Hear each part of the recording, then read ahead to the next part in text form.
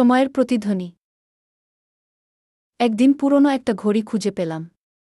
বহু বছর ধরে বন্ধ, কিন্তু তার কাঁটাগুলো যেন থমকে যাওয়া সময়ের গল্প বলছে। ঘড়িটা আমার দাদুর ছিল।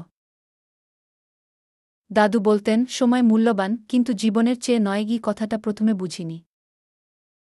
দাদুর জীবনটা ছিল কঠিন। অনেক বাধা, অনেক দুঃখ। কিন্তু তিনি কখনো হাল ছাড়েননি। ঘড়িটা খারাপ হয়ে গিয়েছিল অনেক আগেই, কিন্তু দাদু সেটাকে ফেলে দেননি। বলতেন, এটা আমাকে মনে করায় সময় থেমে গেলেও জীবন থেমে থাকে না আগে। আমি তখন তরুণ, স্বপ্ন অনেক, কিন্তু সাহস কম। দাদুর কথাগুলো আমাকে সাহস জুগিয়েছিল।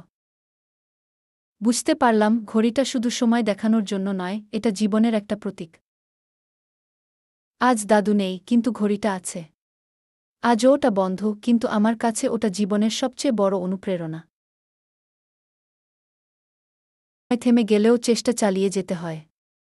নিজের স্বপ্নগুলোকে বাঁচিয়ে রাখতে হয়। কারণ জীবন একটাই, আর সময় তার চেয়েও মূল্যবান।